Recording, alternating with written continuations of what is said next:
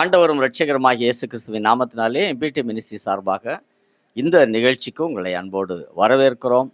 இப்போதும் கூட இயேசுவின் ரத்தத்துக்காக நாம் 7 விஷயம் மன்றாடலாம். அவருடைய ரத்தம் நம்மை சுத்திகரிக்கட்டும். நம்முடைய கர்த்தராகிய இயேசு கிறிஸ்துவின் ரத்தம் ஜெயம். நம்முடைய கர்த்தராகிய இயேசு கிறிஸ்துவின் ரத்தம் ஜெயம். நம்முடைய கர்த்தராகிய இயேசு கிறிஸ்துவின் ரத்தம் ஜெயம். நம்முடைய கர்த்தராகிய இயேசு கிறிஸ்துவின் ரத்தம் ஜெயம். நம்முடைய கர்த்தராகிய இயேசு கிறிஸ்துவின் ரத்தம் ஜெயம். நம்முடைய கர்த்தராகிய இயேசு கிறிஸ்துவின் ரத்தம் ஜெயம். நம்முடைய கர்த்தராகிய இயேசு கிறிஸ்துவின் ரத்தம் ஜெயம். வல்லமை உண்டு உண்டு அற்புத வல்லமை இயேசுவின் இரத்தத்தால். வல்லமை உண்டு உண்டு அற்புத வல்லமை இயேசு கிறிஸ்துவின் இரத்தத்தினால். There is power, wonder working power in the blood of the Lord. There is power, wonder working power in the precious blood of the Lord. Hallelujah. இந்த நிகழ்ச்சியினுடைய ஆசீர்வாதத்திற்காக இப்போதும் நம்ம மத்தியில் இருக்கிற மகள் யூனிஸ் ஜெயஸ்ரீ ஜெபிக்கும்படி அன்போடு அழைக்கிறேன். அன்பும் இரக்கமுள்ள பரம தகப்பனே, இந்த ஜூன் மாதம் 1ஆம் தேதியான மாலை வேலைக்காக நாங்கள் நன்றி செலுத்துகிறோம். இசப்பா, இந்த ஆன்லைன் மூலமாக சந்திக்கிற ஒவ்வொரு ஜனங்களையும் தேவரீர் ஆசீர்வதிக்க வேண்டுமாய் கூட நாங்கள் ஜெபிக்கிறோம் தகப்பனே. இன்னொரு விசை கூட உங்களுடைய பாதாண்டையில நாங்கள் தொழுது கொள்ளும்படியான ஒரு பாக்கியத்தை தேவரீர் கொடுத்ததுக்காக நாங்கள் நன்றி செலுத்துகிறோம். கடந்த 5 மாதங்கள் கடந்து வந்த பாதைகளை நினைக்கும் போது தேவரீரோட கரம் எங்களோட இருந்ததுக்காக நாங்கள் நன்றி செலுத்துகிறோம். இசப்பா, இப்பொழுதும் இந்த பரபா செய்தியை தேவரீர் ஆசீர்வதித்து எங்களுக்கு நீங்க தர வேண்டுமாய் கூட ஜெபிக்கிறோம் தகப்பனே. இதன் மூலமாக நாங்கள் வசனத்தை கேட்டு ஆண்டவரை நித்திய ஜீவனை பெற்றுக்கொள்ள என் தேவரீர் கிருபை பாராட்ட வேண்டுமாய் கூட ஜெபிக்கிறோம். எங்களை வழி நடத்துங்க, காத்துக்கொள்ளுங்க. இயேசுவின் மூலம் ஜெபிக்கிறோம் நல்ல பிதாவே, ஆமென். ஒரு சில அறிவிப்புகளை உங்களுக்கு தெரிவிக்கிறோம். ஒவ்வொரு மாதத்திலையும் 1ஆம் தேதி மாலை 7 மணிக்கும் 2வது புதன்கிழமை மாலை 7 மணிக்கும் இந்த யூடியூப் நிகழ்ச்சிகள் எம்பிடி மினிஸ்ட்ரி சார்பாக வெளியிடப்படுகிறது. இவர்களை பாருங்கள், சப்ஸ்கிரைப் பண்ணிக்கொள்ளுங்கள், மற்றவர்களுக்கும் இதை அறிமுகப்படுத்துங்கள். கர்த்தர் உங்களை ஆசீர்வதிப்பாராக. இந்த யூடியூப் ப்ரோக்ராம் அல்லாது இன்னும் கூட சில சுவிசேஷ கூடுகைகளை நாம் பகுதி வாரியாக நடத்துகிறோம். முக்கியமாக 1வது புதன்கிழமை மாலை 6லேருந்து 8 மணி வரைக்கும் திருவொற்றியூர் பகுதியில் இருக்கிற ஏகவள்ளி அம்மன் கோயில் தெரு முதல் பில்டிங்கில், அதாவது ஒய்எம்சி ஹால் ஒன்று இருக்கிறது, அதில் ஒரு கூட்டத்தை நடத்துகிறோம். சுவிசேஷம் போதித்து தனி ஜெபம் செய்து அனுப்புகிறோம். 3வது புதன்கிழமை கிழக்கு தாம்பரம் கேம்ப் ரோடு நுழைவு வாயிலில் இருக்கிற மார்ஸ் மெட்ரிகுலேஷன் ஸ்கூலில் ஒரு கூடுகையை மாலை 6லேருந்து 8:30 மணி வரைக்கும் நடத்தி சுவிசேஷம் போதித்து தனி ஜெபம் செய்து அனுப்புகிறோம். 4வது புதன்கிழமை சென்னையினுடைய வடகிழக்கு பகுதியில் இருக்கிற நீலாங்கரை கணேஷ் நகர் முதல் மெயின் ரோட்டில் இருக்கிற எஸ்எம் மகாலிலே ஒரு கூட்டத்தை மாலை 6லேருந்து 8 மணி வரைக்கும் நடத்தி அதிலையும் சுவிசேஷம் போதித்து தனி ஜெபம் செய்து அனுப்புகிறோம். இந்த நிகழ்ச்சிகளுக்கு நீங்கள் கலந்து கொள்ளலாம். உங்களுக்கு அன்புக்குரியவர்களை அறிமுகப்படுத்தலாம். அநேக விதமான போராட்டங்கள், பிசாசின் கிரியைகள், கடன் தொல்லைகள், வேதனைகள், கண்ணீரில் இருக்கிற பிள்ளைகள் அதில் கர்த்தருடைய சுவிசேஷத்தை கேட்டு ஜெபம் தனி ஜெபமும் பெற்றுக்கொண்டு விடுதலையோடு கூட போகிறார்கள். நீங்களும் வாருங்கள், கர்த்தர் உங்களை ஆசீர்வதிப்பாராக. இப்போதும் இந்த நிகழ்ச்சியை நமக்கு ஸ்பான்சர் பண்ணியிருக்கிற அன்பு குடும்பத்தினர் சகோதரன் பாண்டியன், ஜீவா, அவருடைய அன்பு மனைவி மற்றும் அவருடைய மகன் ஆலன், இந்த குடும்பத்தினரை கர்த்தர் அளவில்லாமல் ஆசீர்வதிப்பாராக. இப்போதும் கூட இந்த நிகழ்ச்சியில் கர்த்தருடைய வார்த்தையை சகோதரன் டேவ் ஜெயக்குமார் அவர்கள் கொடுப்பார்கள். நீங்கள் அதில் கேளுங்கள். முடிவில் ஒரு தனி ஜெபம் இருக்கிறது. அந்த ஜெபத்தில் நீங்கள் உங்கள் இண்டிவிஜுவலாக நீங்களும் கூட அதில் கலந்து கொள்ளுங்கள். கர்த்தர் உங்களை ஆசீர்வதிப்பாராக. ஆமென். வாசிக்கப்படும்படி தெரிந்து கொள்ளப்பட்ட வேத பகுதி மத்தேயு 27:19 வசனம். அவன் நியாயசனத்தில் உட்கார்ந்திருக்கையில் அவனுடைய மனைவி அவனிடத்தில் ஆள் அனுப்பி, நீர் அந்த நீதிமானை ஒன்றும் செய்ய வேண்டாம், அவர் நிமித்தம் இன்றைக்கு சொப்பனத்தில் வெகு பாடுபட்டேன் என்று சொல்ல சொன்னாள். ஆமென். கண்களை மூடி நாம் ஜெபிக்கலாம். எங்களை அதிகமாய் நேசிக்கிற அன்பின் பரலோக பிதாவே, இந்த நேரத்துக்காக நாங்கள் நன்றி செலுத்துகிறோம். ஜூன் மாதம் 1ஆம் தேதி கூட்டத்துக்காக நாங்கள் நன்றிகளையும் தோத்திரங்களையும் ஏறெடுக்கிறோம். கர்த்தர் வசனத்தின் மூலியமாக, வார்த்தையின் மூலியமாக இந்த மாதம் எங்களை ஆசீர்வதித்து தருமாறு ஜெபிக்கிறோம். இத்தனை மாதங்கள் கர்த்தர் இந்த ஊழியத்தை நடத்தி வந்த இந்த கிருபைக்காக ஸ்தோத்திரம். ஆண்டவரே, கர்த்தர் கிட்டத்தட்ட 5 ஆண்டுகளாக இந்த யூடியூப் ப்ரோக்ராம்ஸ், எம்பிடி யூடியூப் ப்ரோக்ராம்ஸ் வரும்படியாக கர்த்தர் பாராட்டின தயவுக்காக நன்றி. இதன் மூலியமாக கர்த்தர் என்னையும் எங்களையும் ஆசீர்வதித்தீர், அதுக்காக நன்றி. வார்த்தை எங்களை ஆசீர்வதித்தது. இப்போ இந்த மாதம் 2025 ஜூன் மாதம் 1ஆம் தேதி இதில் கூடி இருக்கிறோம். கர்த்தருடைய ஆசீர்வாதங்கள் வார்த்தையின் மூலியமாக எம்பிடி ஜனங்களையும் மற்ற ஜனங்களையும் ஆசீர்வதிப்பீராக. எல்லா துதிக்கான மகிமை தேவன் ஒருவருக்கே. இயேசுவின் நாமத்தில் ஜெபிக்கிறோம் ஜீவனுள்ள நல்ல பிதாவே, ஆமென். ஆண்டவராகிய இயேசு கிறிஸ்துவின் இனிய நாமத்தில் இதை பார்க்கிற எம்பிடி ஜனங்களுக்கும் எம்பிடி அல்லாது இருக்கிற ஜனங்களுக்கும் மற்ற ஜனங்களுக்கும் என்னுடைய அன்பின் வாழ்த்துக்களை நான் நிறைவாய் தெரிவித்துக் கொள்கிறேன். கர்த்தருடைய ஆசீர்வாதங்கள் நமக்கு நிறைவாய் உண்டாகட்டும். இந்த ஜூன் மாதம் கர்த்தர் நமக்கு ஆசீர்வாதமாய் மாற்றி தருவாராக. நமக்கு கொஞ்ச நேரத்துக்கு முன்னாடி அருமையான மிஸ்டர் கிப்சன் அமல்ராஜ் அவர்கள் அங்கே ஒரு வேத பகுதியை மத்தேயு 27வது அதிகாரம் 19வது வசனத்தை படித்தார்கள். இந்த செய்திக்கு நான் கொடுத்திருக்கிற ஒரு தலைப்பு என்னன்னு சொன்னால், பரபாஸ் என்ற ஒரு தலைப்பை நான் கொடுத்திருக்கிறேன். சமீபத்தில் தான் நம்ம லென்டன் டேஸ் முடித்தோம். அந்த நேரத்தில் இந்த பரபாஸை பற்றி பல சபைகளில் பேசியிருப்பாங்க. இன்றைக்கி அவரை பற்றி சில காரியங்களை கற்றுக்கொள்ளலான்னு சொல்லி நான் நினைக்கிறேன். தேவனிடத்திலிருந்து வசனத்தை பெற்றுக்கொள்ளலான்னு சொல்லி நான் நினைக்கிறேன். ஒரு 5 குறிப்புகளை நான் பரபாஸை பற்றி நான் சொல்ல விரும்புகிறேன். மத்தேயு எழுதின சுவிசேஷம் 27வது அதிகாரம் 16லிருந்து 26 வசனங்கள் வரைக்கும் ஒரு 5 குறிப்புகள் பரபாஸை பற்றி நான் பேச விரும்புகிறேன். ஒரு 5 எஸ் என்ற ஒரு வார்த்தையை நான் சொல்ல விரும்புகிறேன். எஸ் என்ற எழுத்து. முதல் எழுத்து என்னன்னு சொன்னா, the sentence of பரபாஸ். மத்தேயு 27வது அதிகாரம் 16வது வசனம். அங்க சென்டென்ஸ் ஆஃப் பரபாஸ். காவல் பண்ணப்பட்டவர்களில் பரபாஸ் என்பவன் பேர் போனவனாயிருந்தான். பேர் போயிடுச்சு, பேர் பெற்றமை இல்லை. பேர் பெற்றதுன்னு சொல்லும் போது, நிம்ரோத்னு ஒரு மனுஷன் கர்த்தருக்கு முன்பாக பலத்த வேட்டைக்காரனாக இருந்து பேர் பெற்றவனாக இருந்தான்னு சொல்லப்பட்டிருக்கு. ஆனால் இங்கே பேர் போனவனாக காணப்படுகிறார். யாருன்னா பரபாஸ். நகரத்தில் நடந்த ஒரு கொள்ளை, அதே நேரத்தில் ஒரு கலகம் அப்படின்னு சொல்லி லூக்கா எழுதின சுவிசேஷம் 23வது அதிகாரம் 19வது வசனத்தில் சொல்லப்பட்டிருக்கு. 23:19 பரபாஸ் நகரத்தில் நடந்த ஒரு கலகத்தின் நிமித்தம், கொலை பாதகத்தின் நிமித்தம் காவலில் வைக்கப்பட்டிருந்தான். he was imprisoned, இல்லைனா he was put to jail behind the bars. காணப்பட்டார். எதனாலன்னு சொல்லி பார்த்தா, அங்க முக்கியமாக அவர் நகரத்தில் நடந்த ஒரு கொலை பாதகம், நகரத்தில் நடந்த ஒரு கலகம், அரசாங்கத்தினால தண்டிக்கப்பட்டு, அரசாங்கத்துக்கு விரோதமாக சில காரியங்களை செய்ததுனால தண்டிக்கப்பட்டு அவரை என்ன செய்தாங்கன்னு சொன்னா, அங்க அரசாங்கம் அவரை சிறைச்சாலையில வைத்திருந்தது. பேர் போனவனாக இருந்தார். பேர் கெட்டு போச்சு. அதான் அவரை பத்தி அங்க வேத வசனம் சொல்லுது. அந்த அரசாங்கம் அவரை தண்டிச்சிருந்தது. 2வது ஒரு காரியம் என்னன்னா, செலக்ஷன் ஆஃப் பரபாஸ். முதல்ல சென்டென்ஸ் சொன்னேன், 2வது செலக்ஷன். மத்தேயு எழுதின சுவிசேஷம் 27வது அதிகாரம் 18வது வசனம். 27:18. அங்க பிலாத்து அங்க ஜனங்களை பார்த்து ஒரு கேள்வி கேட்கிறார். உங்களை யார் நான் விடுதலையாக்க வேண்டும்?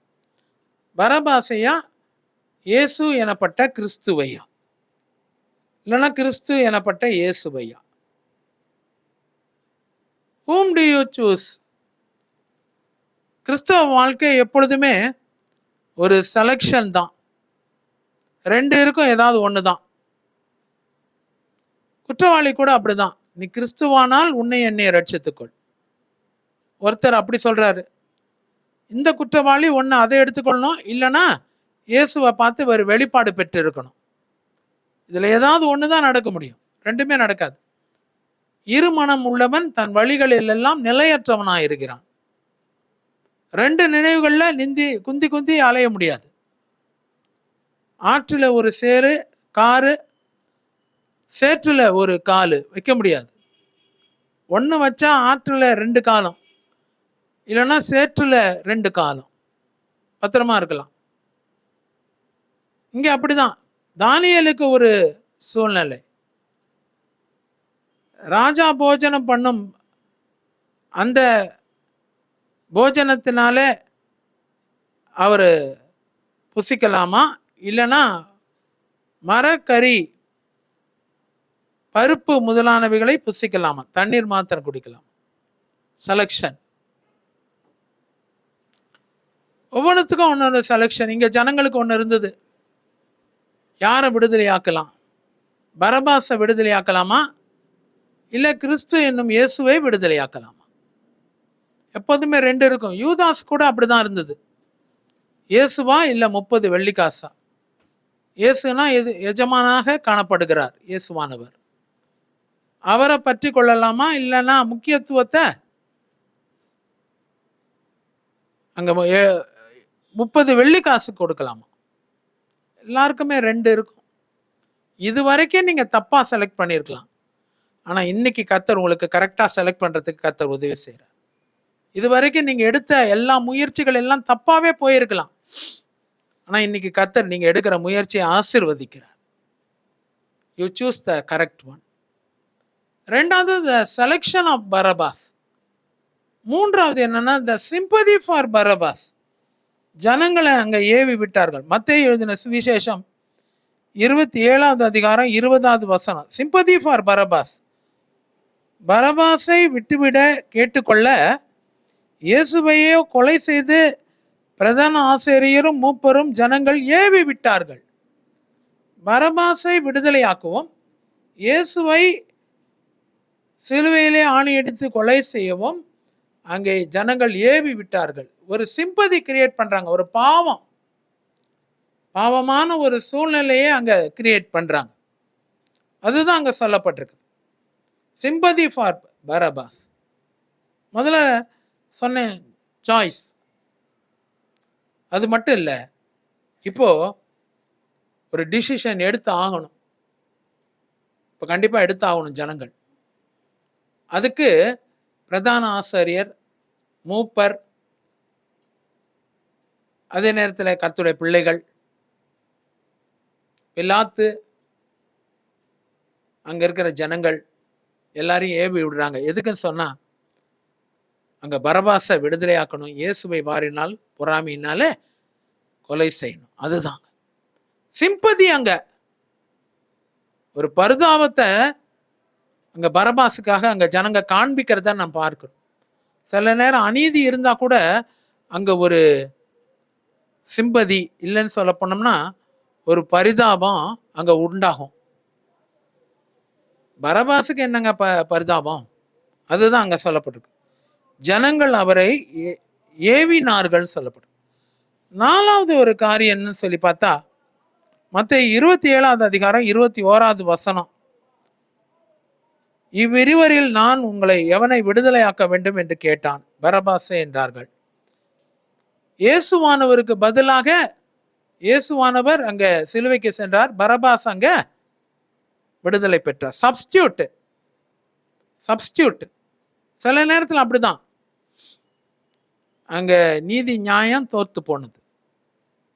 ரிசல்ட் வந்தது. யாரான்னு கேட்டாங்கல்ல, ஒரு ரிசல்ட்ல பரபாசே விடுதலை ஆயிட்டாரு. யாரை நான் உங்களுக்கு விடுதலை ஆக்கணும்னு சொல்லி கேட்டாங்க. கன்ஃபார்மா சொல்லுங்க, இவ்விருவரில் நான் எவனை உங்களுக்கு விடுதலையாக்க வேண்டும் என்று கேட்டான். பரபாசே என்றார்கள். கன்ஃபார்ம்டா சொல்லிட்டாங்க, பரபாசை எங்களுக்கு விடுதலை ஆக்கிடுங்க.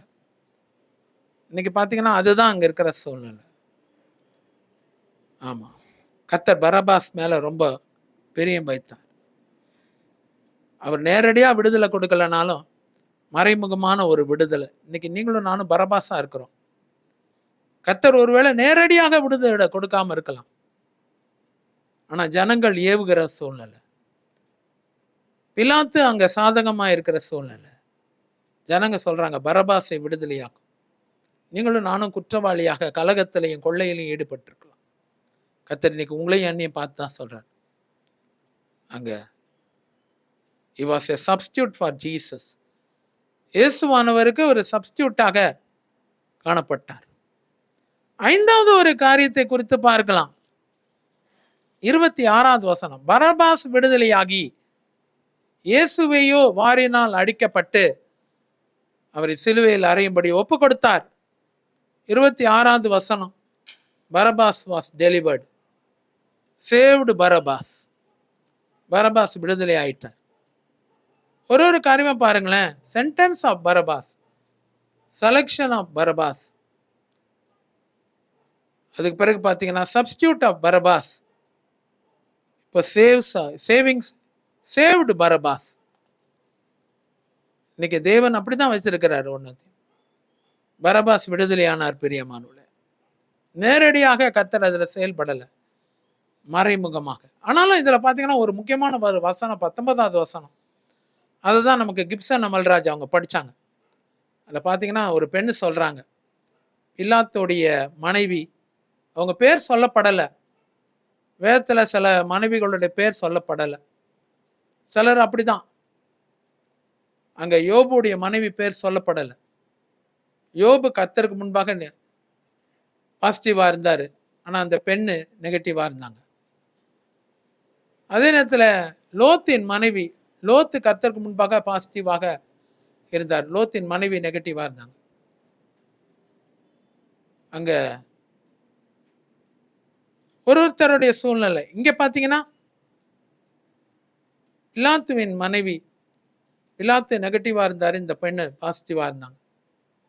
அவங்க கர்த்தருடைய கண்ணில் தயவு இருந்தது. அதனாலதான் அங்க பாத்தீங்கன்னா ஒரு சொப்பனம் சொல்றாரு, சொப்பனத்துல நான் வெகு பாடுபட்டேன். ஒருவேளை இது ஒரு பெரிய ஒரு காரியம். யார் பாடுபடுத்தினது? என்ன பாடுபட்டாங்க? ஒன்றும் தெரியாம இருக்குது இல்ல. எப்படிப்பட்ட ஒரு பாடு? வேதத்துல சொப்பனத்துக்குன்னு நிறைய பேர் இருந்தாங்க. பழைய ஏற்பாடு யோசேப்பு, அவர் தான் சொப்பனத்தை ஆரம்பிச்சார். அங்க ஒரு சொப்பனத்துல அவர் அப்படியாக சில காரியங்களை பெற்றுக்கொண்டார். தேசத்தை பற்றி இருக்கிற சொப்பனம் யோசேப்புக்கு கொடுக்கப்பட்டது. பார்வோனுக்கு தேசத்தை பற்றி இருக்கிற சொப்பனம் கொடுக்கப்பட்டது. யோசேப்புக்கு தன்னை பற்றி, தன்னுடைய அரிக்கட்டு நிமிர்ந்திருக்கிறதை பற்றி ஒரு சொப்பனம் கொடுக்கப்பட்டது. பலருக்கு பல சொப்பனங்கள். நேபுகாத் நேசாருக்கு சிலையை பற்றி இருக்கிற ஒரு சொப்பனம் கொடுக்கப்பட்டது. கைகளினால் பெயர்ந்து வராத ஒரு கல் புரண்டு வந்தது. தானியேலுக்கு ரா தரிசனத்திலே சொப்பனங்கள் மூலியமாக வெளிப்பாடுகள் கொடுக்கப்பட்டது. புதிய ஏற்பாட்டில் வரும்போது இயேசுவின் வளர்ப்பு தகப்பனாக காணப்பட்ட அங்க யோசேப்புக்கு அந்த பிள்ளையை எப்படி வளர்க்கணும்ன்ற ஒரு காரியம், எங்கெல்லாம் கொண்டு போன பிள்ளைய, என்ன ஆபத்து இருக்குது, சொப்பனம் கொடுக்கப்பட்டது. இங்க பாத்தீங்கன்னா இயேசுவானவரை பத்தி சொப்பனத்துல வெகு பாடுபட்டாங்க. இது வரைக்கும் யாருக்கும் சொப்பனத்துல பாடுபட்டது இல்லை. கர்த்தர் இதை ஒரு ஆசீர்வாதமா கொடுக்கிறாரு. இந்த பெண்ணுக்கு சொப்பனத்துல ஒரு வெகு பாடு. இயேசுவானவரை குறித்த சொப்பனம் இது யாருக்கும் கிடைக்கல. ஆனா பிலாத்துடைய மனைவிக்கு அது கிடைத்தது. ஆனாலும் பிலாத்து அதுக்கு செவி கொடுக்கல, அந்த சொப்பனத்தை ஒரு கன்சிடர் பண்ணல. இன்னைக்கு நீங்களும் நானும் தேவனத்துல ஜெபிக்கிறது இந்த ஒரு காரியம்தான். சொப்பனத்துல வெகு பாடுபடட்டும் சாமி, இயேசுவானவரை குறித்த சொப்பனங்கள் எனக்கு வரட்டும். பல சொப்பனங்கள் வருது, தீய சொப்பனங்கள் சிலருக்கு. சிலருக்கு அவங்க விரும்பின பெண்ணு, கணவன், மனைவி வருவாங்க, ஸ்வீட் ட்ரீம்ஸ்ன்னு சொல்லுவாங்க. அந்த சொப்பனம் இல்லை இது. இது தெய்வீகம். இயேசுவானவரை குறித்திருக்கிற ஒரு சொப்பனம். நான் கூட அதை தான் கேட்டுன்னு இருக்கிறேன். ஆண்டவரே, எனக்கு சொப்பனம் தரிசனத்தின் மூலியமாக பேசுவீராக. இயேசுவானவரை குறித்திருக்கிற தரிசனங்கள், சொப்பனங்கள் எனக்கு வரட்டும். விழித்துக்கிட்டு இருக்கும் போதே கர்த்தர் காண்பிக்கிறாரு, கம்யூனிகேட் பண்றாருன்னா அது தரிசனம். நல்ல ஆழ்ந்த தூக்கத்தில் இருக்கிறோம், கர்த்தர் கம்யூனிகேட் பண்றாருன்னா அது சொப்பனம். அதுதான் சொப்பனத்துல வெகு பாடுபட்டு. ஆனா கூட அந்த சொப்பனம் இயேசுவானவரை சிலுவையிலிருந்து வெளியே கொண்டு வரல. அந்த சொப்பனம் அங்க பரபாச அப்படியாக சிலுவைக்கு போகாதபடிக்கு கொண்டு வந்தது. இதுதான் முக்கியம். அந்த சொப்பனம் நடந்தது. ஒருவேளை பிலாத்து அதை ஏற்றுக்கொண்டிருந்தான்னு சொன்னா இயேசுவானவர் விடுதலையாயிருப்பார், சிலுவையிலேருந்து வந்திருப்பார். பிலாத்து அதை ஏற்றுக்கொள்ளலைன்னும் போது சொப்பனத்தில் அது தோல்வி அடைந்ததுன்னா பரபாஸ் அங்கே விடுதலை ஆயிட்டு. இன்னைக்கு நீங்களும் நானும் பரபாஸா இருக்கும். கர்த்தர் இன்னைக்கு உங்களையும் என்னையும் சில சொல்லுவாங்க, சிலுவையிலேருந்து தான் ஏன் விடுதலை? சிலுவைக்கு போகிறதுக்கு முன்னாடியே விடுதலை இல்லைங்க. Before going to the cross, இயேசுவானவர் சிலுவைக்கு போகிறதுக்கு முன்னாடியே ஒரு விடுதலை அங்கே கட்டளையிட்டார். சிலுவையிலிருந்து விடுதலை இல்லை, இயேசுவானவர்கிட்ட தான் விடுதலை. எப்போதுமே புரிஞ்சுக்கணும். The person who delivers is the Lord Jesus Christ, not the cross. சிலுவைன்னா எந்த சிலுவை வேணாலும் இருக்கலாம், குற்றவாளியோட சிலுவை கூட இருக்கலாம். கர்த்தர் இன்னைக்கு உங்களையும் என்னையும் பார்த்து சொல்ற காரியம், நீ தான் பரபாஸ். சிலுவையிலிருந்து விடுதலை இல்லை, இயேசுவானவர் விடுதலை ஆக்கியிருக்கிறார். கர்த்தர் இன்னைக்கு அப்படிப்பட்ட ஒரு பாக்கியத்தை உங்களுக்கு எனக்கும் தருவாராக. கண்களை மூடி நாம் ஜெபிக்கலாம். நல்ல தேவனே, இந்த நேரத்தில் பரபாஸ்ன்னு சொல்லும் போது sentenced Barabbas, selection of Barabbas, sympathy of Barabbas, substitute of Barabbas, saved Barabbas பார்த்து இருக்கிறோம். ஆண்டவரே, அங்கே ஒரு சொப்பனம் வந்தால் கூட அந்த சொப்பனத்தின் மூலியமாக ஆண்டவரே கர்த்தர் அங்கே பரபாஸை விடுதலையாக்கினீர். இயேசுவாயோ அங்கே சிலுவைக்கு ஒப்பு கொடுத்தீர். ஆண்டவரே, இன்னைக்கு எங்கள் வாழ்க்கை பரபாஸாக இருக்குது. ஆண்டவரே, சிலுவையிலிருந்து வருகிற ஆசீர்வாதங்கள் அல்ல, குமாரன் உங்களை விடுதலையாக்கினால் மெய்யாகவே விடுதலையாவீர்கள் என்ற ஒரு ஆசீர்வாதம் எங்களுக்கு உண்டாகட்டும். கர்த்தர் இன்னைக்கு செய்யறதுக்காக ஸ்தோத்திரம். பரமேஸ்வரி, கர்த்தர் உங்களை ஆசீர்வதிக்கிறார். உங்க பிள்ளைகளுக்கு நல்ல ஒரு எதிர்காலம் உண்டு. பரமேஸ்வரி, பரமேஸ்வரியும் அவங்க பிள்ளைகளையும், 2 பிள்ளைகளையும், அவங்க மகனையும் மகளையும் கர்த்தர் ஆசீர்வதிக்கிறதுக்காக ஸ்தோத்திரம். கோபிநாத், கர்த்தர் கோபிநாத்தை ஆசீர்வதிக்கிறதுக்காக நன்றி. அடுத்த ஸ்டேஜுக்கு கர்த்தர் கோபிநாத்தை கொண்டு போறதுக்காக நன்றி. ஒரு பேரை பார்க்கிற ரெவல்யூஷன், உங்க பேரே ரெவல்யூஷன் சொல்லி 2 பேர் இருக்கிறீங்க, அண்ணன் தம்பி. அதுல பெரிய ஒரு பேரு ரெவல்யூஷன். ரெவல்யூஷனை கர்த்தர் ஆசீர்வதிக்கிற தயவுக்காக ஸ்தோத்திரம். பெரிய காரியங்களை செய்வீராக. தேவனுடைய பிரசன்ன ரெவல்யூஷனோட கூட இருக்கிறதுக்காக நன்றி. ஆண்டவரே, கர்த்தர் இன்னைக்கு ஆசீர்வதிக்கிறதுக்காக ஸ்தோத்திரம். முகுந்தனை கர்த்தர் ஆசீர்வதிக்கிறதுக்காக ஸ்தோத்திரம். தேவ தயவுக்காக கேட்குறீங்க. எதுவுமே புரியல உங்க வாழ்க்கையில, என்ன செய்யறீங்கன்னே தெரியல. முகுந்தனை கர்த்தர் ஆசீர்வதித்து தேவ தயவு கொடுக்கறதுக்காக ஸ்தோத்திரம். வழி நடத்தப்படுவாய். கர்த்தர் இன்னைக்கு செய்யறதுக்காக நன்றி. வயிறு வலியில கஷ்டப்படுகிற ஒரு மனுஷனை பார்க்கிறேன். நீங்க சொல்றீங்க, இன்னைக்கு வயிறு வலி நிக்கலன்னு சொன்னா நான் பாய்சன் சாப்பிட்டுருவேன் பிரதர் அப்படின்னு சொல்லிட்டு ஏதோ ஒரு ப்ரோக்ராம் பார்த்துட்டு இருந்தீங்க, அது செல்லில் பார்த்துட்டு இருந்தீங்க. இப்போ உங்களுக்கு இந்த செல்லில் இந்த ப்ரோக்ராம் வந்திருக்குது. வயிற்று வலியை கர்த்தர் சுகமாக்குறார். கர்த்தர் உன்னை சாட்சியா வைத்திருக்கிறார்.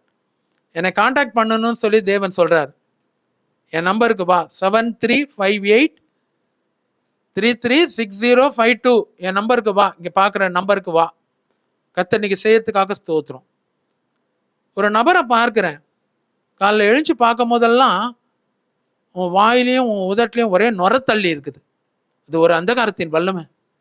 ஒரு வாரமா அது மாதிரி இருக்குது. நீ நல்ல ஆரோக்கியம் உள்ள ஒரு மனுஷன்தான், வாயில நுரத்தள்ளுது.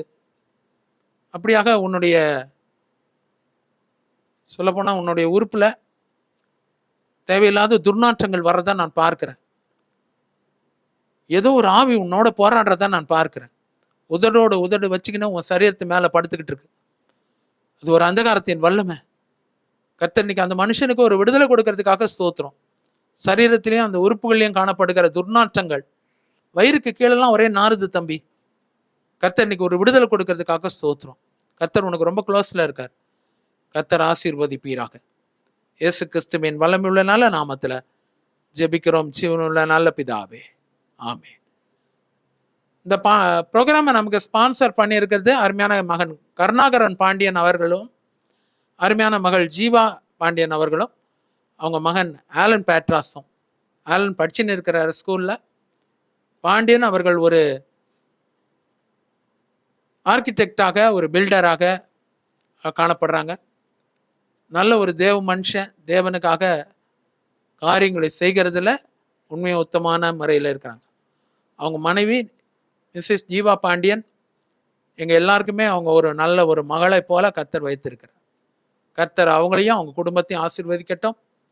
ஜீவாவின் ஜீவிக்கிற தேவன்னு சொல்லி ஒரு ஊழியத்தை பாண்டியனும் மிஸ்ஸஸ் பாண்டியனும் செய்கிறாங்க. அவங்க ஏற்கனவே வேலையில் இருக்கிறாங்க, வேலையில் மத்தியில் அதை செஞ்சுன்னு இருக்கிறார் பாண்டியன். ஜீவா பாண்டியன் முழு நேர ஊழியத்தில் இருக்கிறாங்க. கர்த்தர் அவங்களையும் அவங்க குடும்பத்தையும் ஆசீர்வதிப்பாராக, அவங்க ஊழியத்தையும் ஆசீர்வதிப்பாராக. அவங்க தான் ஸ்பான்சர் பண்ணியிருக்காங்க. ரெண்டாவது ஒரு அறிவிப்பு சொல்லணும்னு விரும்புகிறேன். அஸ்பனாஸ் அனாயிண்டட் ஆன்சரிங் டைம், AAAT, அதை பற்றி நான் பேசணும்னு சொல்லி நான் விரும்புகிறேன். செப்டம்பர் மாதத்தில் நமக்கு அந்த 3 மணி நேரம் எக்ஸாம், அதோடைய சிலபஸ் எல்லாம் ஏற்கனவே யூடியூப்பில் போட்டிருக்கோம். சிலருக்கு நான் அதை எடுத்து கையில் கூட அது என்ன சொல்கிறது ஹார்ட் காப்பி கொடுத்துருக்குறோம் ஷீட்டாக. அதில் இருக்கிறது ஆயத்தமாகுங்க. அது தேவன் ரொம்ப விரும்புகிற ஒரு ஊழியம். வசனம் படித்து எழுதுகிற ஒரு ஊழியம். அதை நம்ம சாதாரணமாக எடுத்துக்கொள்ள முடியாது. நமக்கு வேதத்தின் அறிவு எவ்வளோ தூரம் இருக்குது அப்படின்றத பார்க்கறதுக்கு அதோடைய ஷெட்யூல், அதோடைய சிலபஸ் எல்லாம் கொடுத்துருக்குறோம். செப்டம்பர் மாதத்தில் Saint Marks matriculation higher secondary ஸ்கூலில் AAAT இருக்கும். ஜூன் 1 ஆயிடுச்சு, ஜூலை ஆகஸ்ட் 2 மாதம் தான் இருக்குது. ஒழுங்காக எடுத்து படித்து இப்பத்திலே ஆயத்தமாய் வாங்க. அதை எழுதும் போது நமக்கு நிறையா ரிலீஃப் இருக்கும் வாழ்க்கையில். சத்தியத்தையும் அறிவீர்கள், சத்தியம் உங்களை விடுதலையாக்கும். சத்தியம் நம்ம விடுதலையாக்கட்டுமே. கர்த்தர் உங்களை ஆசீர்வதிப்பாராக. God bless you. ஆண்டவர் ரட்சகரமாக இயேசுவின் நாமத்தினாலே உங்களை வாழ்த்துகிறேன். இப்போதும் கூட கர்த்தர் கொடுத்த அதே மத்தேயு 27 ஒரு சிறிய செய்தியை நாம் கேட்க போகிறோம். இணைந்திருங்கள். கர்த்தர் உங்களை ஆசீர்வதிப்பாராக. காணிக்கை பெட்டியிலே இதை போடலாகாது என்ற ஒரு தலைப்பிலான ஒரு சிறிய செய்தி இது. It is not lawful to put them into the treasury. மத்தேயு 27 6 மற்றும் 7ஆம் வசனத்தை வாசிக்கிறேன். பிரதான ஆசாரியர் அந்த வெள்ளி காசை எடுத்து, இது இரத்த கிரயமானதால் காணிக்கை பெட்டியிலே இதை போடலாகாது என்று சொல்லி ஆலோசனை பண்ணின பின்பு அந்நியரை அடக்கம் பண்ணுவதற்கு குயவனுடைய நிலத்தை அதனாலே கொண்டார்கள். அந்த மத்தேயு சுவிசேஷம் 27 3 10 வரைக்கும் உள்ள வசனங்களை நீங்கள் வாசித்து பாருங்கள். அதில் ஒரு சம்பவம் சொல்லப்பட்டிருக்கிறது. இயேசுவை பிரதான ஆசாரியர்கள் மரணத்துக்கென்று பிலாத்துவினிடத்தில் கொண்டு போய் ஒப்பு கொடுத்தார்கள். இதை கண்ட யூதாஸ் காரியோத்து இயேசுவை காட்டி கொடுப்பதற்கு காரணமாக இருந்தபடியினால் அதற்காக அந்த பிரதான ஆசாரியர்களிடத்திலிருந்து 30 வெள்ளி காசை ஏற்கனவே வாங்கியிருந்தார்.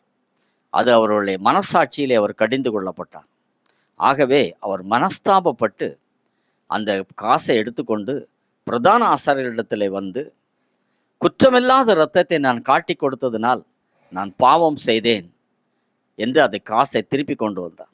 அவர்கள் அதற்கு என்ன, அது உன்பாடு என்றார்கள். அது எங்களுக்கு என்ன, அது உன்பாடு என்று சொல்லிவிட்டார்கள். அதை அவர்கள் பெற்றுக்கொள்ளாததை கண்ட யூதாஸ் அந்த பணத்தை எடுத்து கொண்டு வந்து அந்த 30 வெள்ளி காசை தேவாலயத்திலே எறிந்துவிட்டு போய் நான்று கொண்டு செத்தார். அப்பொழுது பிரதான ஆசாரியர்கள் மறுநாள் வந்து அதை பார்த்த பொழுது அந்த பணம் அங்கே வீசி எறியப்பட்டிருந்தது. அது அவர்கள் கொடுத்த பணம் என்று அவர்கள் கண்டு அதை எடுத்து, இதை காணிக்கை பெட்டியிலே போடலாகாது, இது இரத்த கிரயமானதால் இதை காணிக்கை பெட்டியிலே போடலாகாது என்று சொல்லி அந்நியரை, அதாவது எருசலேமுக்கு தேவனை தொழுது கொள்ள வருகிற மற்றும் எருசலேமுக்கு வருகிற அந்நியர்களை அடக்கம் பண்ணுவதற்கென்று குயவனுடைய ஒரு நிலத்தை அந்த 30 வெள்ளி காசுக்கு கொண்டார்கள். இதை குறித்து தீர்க்கதரிசியும் எழுதியிருக்கிறார். உதாரணமாக சகரியா தீர்க்கதரிசியினுடைய புத்தகத்தில் 11ஆம் அதிகாரம் 12, 13ஆம் வசனத்தை வாசிப்போமானால் அங்கே இதை குறித்து சொல்லப்பட்டிருக்கிறது. எரேமியாவும் இதை எழுதியிருக்கிறார். இந்த தீர்க்க தரிசனம் அங்கே நிறைவேறிற்று. இதைத்தான் இங்கே சொல்லப்பட்டிருக்கிறது, இதை காணிக்கை பெட்டியிலே போடலாகாது என்று பிரதான ஆசாரியர்கள் சொன்னார்கள். It is not lawful to put this into the treasury. யூதருடைய பிரமாணத்தின்படி இரத்த கிரயமான பணத்தை காணிக்கை பெட்டியிலே போடக்கூடாது. அதுதான் வேதம் சொல்லுகிறது. காணிக்கை பெட்டியிலே போடுவதற்கு அது தகுந்தது அல்ல. இப்போதும் கூட காணிக்கை பெட்டியிலே போடக்கூடாத ஒரு சில காரியங்களை வேதத்தின் அடிப்படையிலே நாம் பார்க்கலாம். முதலாவது காணிக்கை பெட்டியிலே போடப்படாலாகாது என்பதை சகரியா 11, 12, 13 அவர் சொல்லியிருக்கிறார். அந்த இரத்த குறையம் அதை காணிக்கை பெட்டியில் போடக்கூடாது. அந்நியரை அடக்கம் பண்ண குயவனுடைய நிலத்துக்காக அதை கொடுத்தார்கள் என்று சொல்லப்பட்டிருக்கிறது. அது இயேசுவுக்கு விலைக்கிரயமாக கொடுக்கப்பட்ட 30 வெள்ளிக்காசு. அதைத்தான் இங்கே சகரியா தீர்க்கதரிசி எழுதியிருக்கிறார். அது நிறைவேறுகிறது மத்தேயு 27. மத்தேயு 27 இது இப்பொழுது கொல்லப்பட்டிருக்கிறது. யூதாஸ் தான் அந்த விலைக்கிரயத்தை பிரதான ஆசாரியரிடத்தில் வாங்கினார். அது இரத்த கிரயம். ஆண்டவருடைய இரத்தம் சிந்துவதற்கு, அவரை கொலை செய்வதற்கு யூதாஸ் பெற்றுக்கொண்ட ஒரு பணம். அதை தேவாலயத்திலே கொண்டு போய் எறிந்திருக்கிறார். அது ஏற்கப்படாது. அது காணிக்கை பெட்டியிலே போட முடியாது. தேவ சமூகத்துக்கு அது வராது. இன்றைக்கும் கூட விலை கிரயமாக, இரத்த கிரயமாக அநேகர் பணத்தை பெற்றுக்கொண்டு கொலை செய்கிறார்கள், கை கால்களை வெட்டி விடுகிறார்கள், துன்மார்க்கமான செயல்களில் ஈடுபடுகிறார்கள். அடியாட்களை ஏவி பணம் கொடுத்து ஒரு மனிதனை கொலை செய்கிறார்கள். அப்படி சம்பாதித்த பணம் தேவனுடைய சன்னிதானத்தில் அங்கீகரிக்கப்படவே படாது. அப்படி இருக்க அவைகளை எப்படி காணிக்கை பெட்டிக்கு உதவும்? காணிக்கையாகவும் அது கொடுக்கப்படாது, அது ஏற்கப்படாது.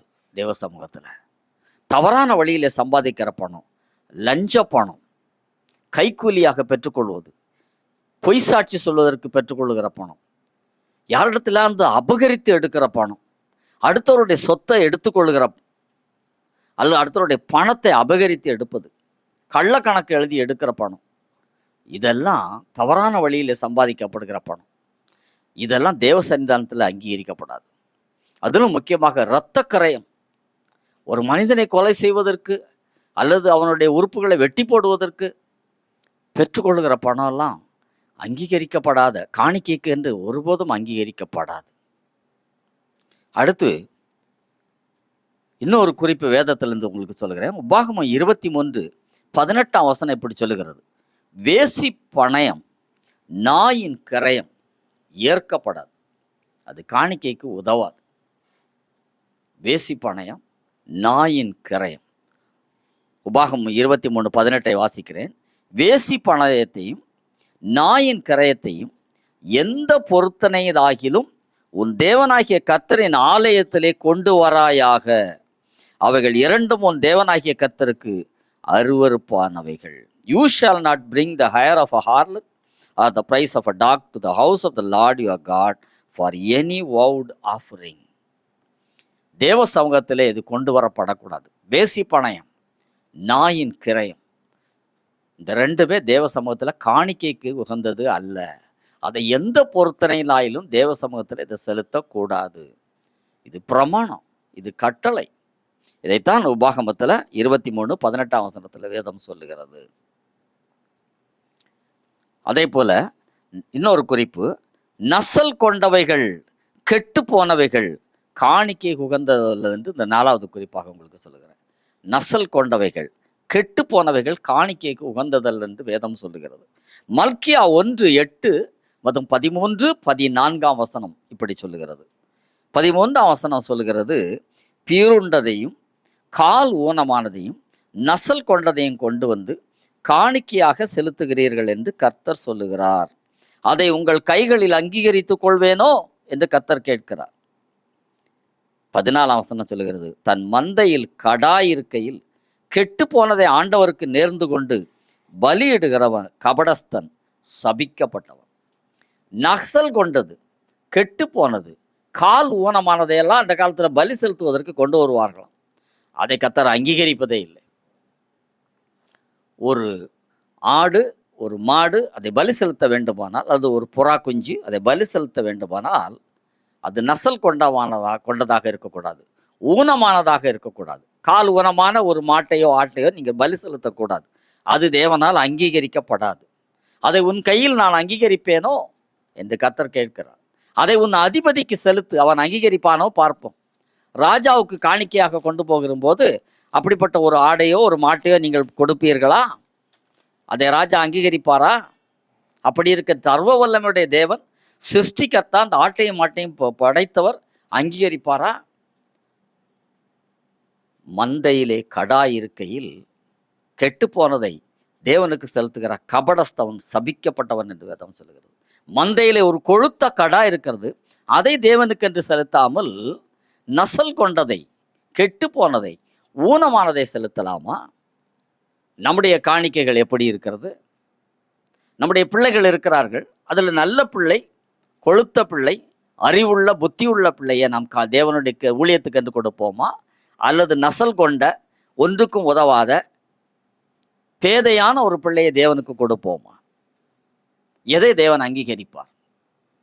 இந்த வசனத்தின் அடிப்படையில் கர்த்தருக்கென்று புத்தியுள்ள, நல்ல சரீர வளர்ச்சி உள்ள, புத்திசாலியான, கர்த்தருக்கு உகந்த, கர்த்தருக்கு தன்னை ஒப்பு கொடுக்கிற பிள்ளையைத்தான் தேவன் ஏற்றுக்கொள்வார். இப்படித்தான் நம்முடைய காணிக்கைகளும் இருக்க வேண்டும். நாம் செலுத்துகிற ஒவ்வொரு காணிக்கையும் அது எதுவாக இருந்தாலும் சரி, அது அப்படித்தான் இருக்க வேண்டும் என்று கர்த்தர் விரும்புகிறார். நிலம் வைத்திருக்கிறவர்கள் நிலத்தில் விளைகிற பலன்களை கெட்டுப்போன அல்லது சாவியான தானியத்தை கொடுக்கலாமா? கெட்டுப்போன பழத்தை கொடுக்கலாமா? கனியை கொடுக்கலாமா? தேங்காயை கொடுக்கலாமா? மாங்காயை கொடுக்கலாமா? தானியங்களை அப்படி கொடுக்கலாமா? நல்ல மணியான தானியங்களை கொடுக்க வேண்டும். முதற் பலனான விளைச்சலை கொடுக்க வேண்டும். கர்த்தருக்கு பிரியமானது அதுதான் பிரியமானவர்களே. 5வது குறிப்பாக குறையுள்ள ஒரு காணிக்கை, ஒரு இம்பர்ஃபெக்ட் ஆஃபரிங். அதை குறித்து மத்தேயு 5ஆம் அதிகாரம் 23, 24 வசனத்தில் கர்த்தர் சொல்லுகிறார், ஆகையால் நீ பலிபீடத்தினிடத்தில் உன் காணிக்கையை செலுத்த வந்து உன் பேரில் உன் சகோதரனுக்கு குறை உண்டென்று அங்கே நினைவு கூறுவாயாகில் அங்கே தானே பலிபீடத்தின் முன் உன் காணிக்கையை வைத்து விட்டு போய் முன்பு உன் சகோதரனுடைய ஒப்புரவாகி பின்பு வந்து உன் காணிக்கையை செலுத்து. நீ பலிபீடத்தில் காணிக்கையை செலுத்த வருகிறாய், தேவனுக்கு விசேஷித்தமான ஒரு காணிக்கையை செலுத்த வரும்போது அங்கே வந்து நீ நினைவு கூற வேண்டும், உன் பேரில் உன் சகோதரனுக்கு ஏதோ ஒரு குறை இருக்குது. அப்போ நீ செய்ய வேண்டியது காணிக்கையை அங்கே தானே வைத்து விட்டு நீ போய் அவனோட ஒப்புரவாக்கி பின்பு வந்து உன் காணிக்கையை செலுத்து. அப்பொழுது அது தேவனுக்கு உகந்த காணிக்கையாக இருக்கும் என்று தேவன் சொல்லுகிறார். ஒப்புரவாகுதலின் காணிக்கை அது. Reconciliation with your brothers or coworkers. உன்னோடு கூட இருக்கிறவனோட ஒப்புரவாகி காணிக்கையை செலுத்தும் போது அது முற்றிலும் அங்கீகரிக்கப்பட்ட ஒரு காணிக்கையாக இருக்கும். தேவன் இதை ஆலோசனையாக உங்களுக்கும் எனக்கும் சொல்லுகிறார். அடுத்து, உகந்த காணிக்கை எது? தேவனுக்கு உகந்த காணிக்கை எது? Acceptable offering. தேவன் ஏற்றுக்கொள்ளுகிற ஒரு உகந்த காணிக்கை எது? மல்கியா 3 மற்றும் 4 வசனம் சொல்லுகிறது, அவர் உட்கார்ந்து வெள்ளியை புடமிட்டு சுத்திகரித்து கொண்டிருப்பார். அவர் லேவியின் புத்திரரை சுத்திகரித்து அவர்கள் கர்த்தருடையவர்களாய் இருக்கும்படிக்கும் நீதியாய் காணிக்கை செலுத்தும்படிக்கும் அவர்களை பொன்னை போலவும் வெள்ளியைப் போலவும் புடமிடுவார்.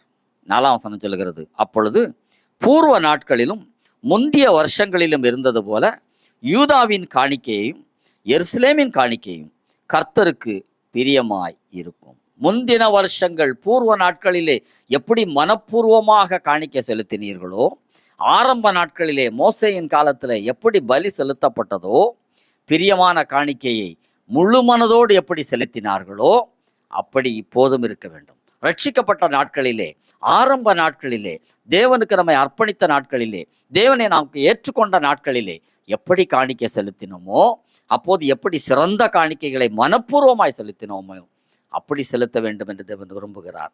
அதற்காக நாம் குறைவுள்ள காணிக்கைகளை இப்பொழுது செலுத்த ஆரம்பித்து விட்டபடியினால் கர்த்தர் சொல்கிறார், என்னுடைய ஆசாரியர்களாகிய லேவியர்களை அவர் பொன்னை போல புடமிடுவாராம், வெள்ளியை போல சுத்திகரித்து கொண்டிருப்பாராம்.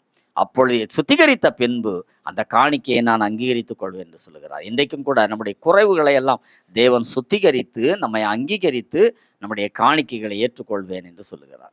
அது கர்த்தருக்கு கொடுக்கிற காணிக்கையாக இருக்கலாம், கர்த்தருக்கு செய்கிற ஊழியமாக இருக்கலாம், கர்த்தருக்காக செய்கிற எந்த சேவையாகவும் இருக்கலாம். அதை தேவன் அங்கீகரிக்க வேண்டுமானால் நம்மை முதலாவது சுத்திகரிக்க வேண்டும் என்று கர்த்தர் விரும்புகிறார். ஒப்பு கொடுப்போமா? நம்மை அவர் சுத்திகரித்த பின்பு அந்த காணிக்கையும் அவரால் அங்கீகரிக்கப்படும். இன்னொரு குறிப்பு, மனப்பூர்வமான ஒரு காணிக்கை, ஹோல் ஹார்ட்டட் ஆஃபரிங். மனப்பூர்வமாய் செலுத்துகிற ஒரு காணிக்கை. யாத்திராகமம் 25:2 சொல்லுகிறது, இஸ்ரவேல் புத்திரர், கர்த்தர் சொல்லுகிறார், இஸ்ரவேல் புத்திரர் எனக்கு காணிக்கையை கொண்டு வரும்படி அவர்களுக்கு சொல்லு, மனப்பூர்வமாய் உற்சாகமாய் கொடுப்பவன் எவனோ அவனிடத்தில் எனக்கு காணிக்கையை வாங்குவீர்களாக. யார் மனப்பூர்வமாய் உற்சாகமாய் கொடுக்கிறார்களோ அவரிடத்துல தான் காணிக்கையை வாங்க வேண்டும் என்று மோசேக்கு தேவன் கட்டளையிடுகிறார். அப்படித்தான் மோசே யாரையும் காணிக்கையை வாங்கினார்கள். யாத்ராகம் 35:22-29 சொல்லுகிறது, மனப்பூர்வம் உள்ள ஸ்திரீ புருஷர் யாவரும் அஸ்தகடங்கள், காதணிகள், மோதிரங்கள், ஆரங்கள் முதலான சகலவித பொன்னாபரணங்களையும் கொண்டு வந்தார்கள். கர்த்தருக்கு காணிக்கை செலுத்தின ஒவ்வொருவரும் பொன்னை காணிக்கையாக செலுத்தினார்கள். 29 சொல்லுகிறது, யாத்ரா 35:29, செய்யப்படும்படி கர்த்தர் மோசேயை கொண்டு கற்பித்த வேலைக்குரிய யாவையும் கொண்டு வர இஸ்ரவேல் புத்திரருக்குள் தங்கள் இருதயத்தில் உற்சாகமடைந்த ஸ்திரீ புருஷர் யாவரும் கர்த்தருக்கு காணிக்கையை மனப்பூர்வமாய் கொண்டு வந்தார்கள். மனப்பூர்வமாய் காணிக்கை கொண்டு வந்தார்கள். உளமாற அதை செலுத்தினார்கள். முழு மனதோடு தேவனுக்கு செலுத்தினார்கள். உன் தேவனாகிய கர்த்தரிடத்தில் முழு இருதயத்தோடும் உன் முழு சிந்தையோடும் உன் உள்ள ஆத்மாவோடும் அன்பு கூறுவாயாக என்று சொல்லுகிறாரே, அதன் பொருள் இதுதான். வெறும் அன்பு கூறுவது என்பது வாயின் வார்த்தையினால் மாத்திரமல்ல, இருதயத்தில் மாத்திரமல்ல, செயலிலும் இருக்க வேண்டும் என்பதற்காக காணிக்கையையும் அப்படி மனப்பூர்வமாய் செலுத்த வேண்டும் என்று தேவன் நம்மிடத்திலே எதிர்பார்க்கிறார். லேவியராகமம் 22:29 சொல்கிறது, கர்த்தருக்கு ஸ்தோத்திர பலியை செலுத்துவீர்களானால் மனப்பூர்வமாய் அதை செலுத்துவீர்களாக. எந்த ஸ்தோத்திர பலி செலுத்தினாலும் மனப்பூர்வமாய் செலுத்த வேண்டும். கடமைக்கல்ல, வேதம் சொல்லுகிறது என்பதற்காக அல்ல, அல்லது ஊழியர்கள் போதகர்கள் ஆலயம் கேட்கிறது என்பதற்காக அல்ல, மனப்பூர்வமாய் செலுத்த வேண்டும் என்று கர்த்தர் சொல்லுகிறார்.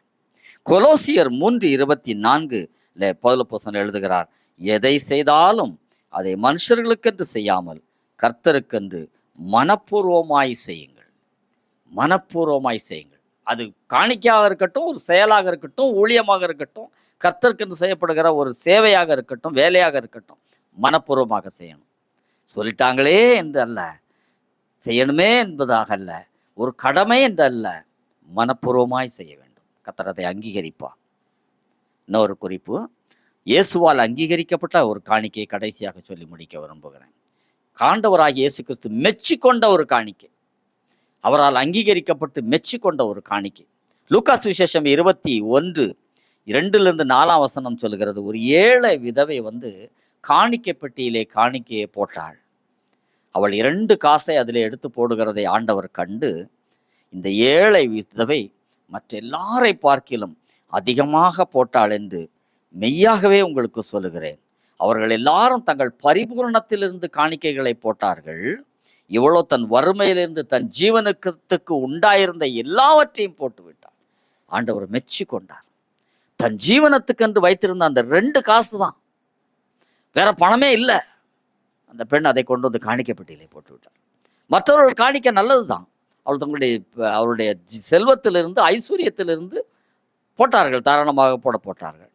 ஆனால் இந்த பெண்ணும் தனக்கு வைத்திருந்த அந்த 2 காசை, அவ்வளவுதான் அவரிடத்தில் இருந்தது, அதை கொண்டு போட்டு விட்டார். ஆண்டவர் அதை மெச்சி கொண்டார். நம்முடைய காணிக்கைகள் எப்படி இருக்கிறது?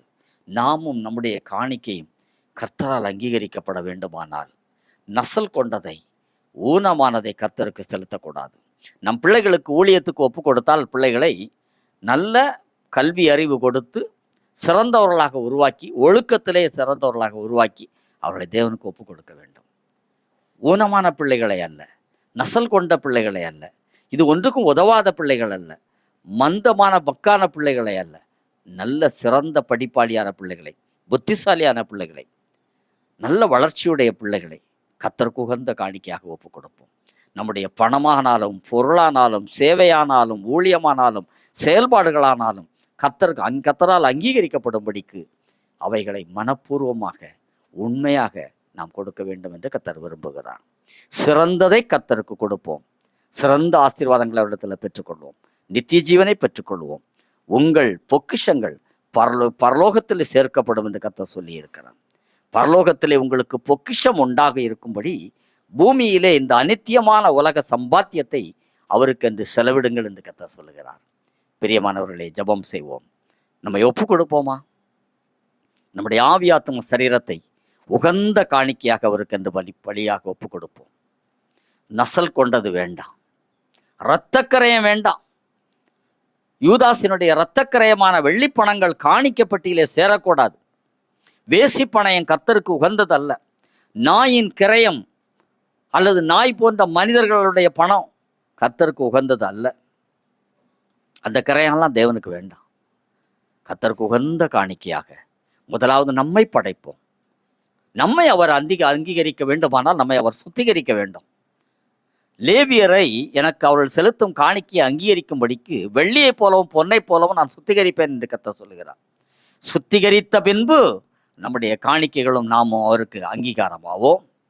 ஆகவே இப்பொழுது இயேசுவின் ரத்தம் நம்மை கழுவும்படி இதை பார்க்கிற யாராயிருந்தாலும் சரி, உங்கள் காணிக்கை உங்கள் செயல்பாடுகள் கர்த்தரால் அங்கீகரிக்கப்படும்படிக்கு இயேசுவின் ரத்தம் உங்களை கழுவட்டும். 1 அவருடைய ரத்தம் சகல பாவங்களை நீக்கி நம்ம சுத்திகரிக்கட்டும். ஒரு கோப்பு கொடுப்போமா? எங்கள் அன்பின் ஆண்டவரே, இந்த நிகழ்ச்சியை பார்க்கிற யாராயிருந்தாலும் சரி, நீர் எங்களை சுத்திகரிப்பீராக. உடைய தூய ரத்தத்தினால் 1 கழுவி சுத்திகரிப்பீராக. எங்களுடைய காணிக்கைகளையும் எங்களையும் அங்கீகரித்துக் கொள்வீராக. யூதாசினுடைய காணிக்கையை போல அது தள்ளுபடி ஆகக்கூடாது. எங்களுடைய ஊழியம் அங்கீகரிக்கப்பட வேண்டும். எங்களுடைய செயல்பாடுகள் அங்கீகரிக்கப்பட வேண்டும்.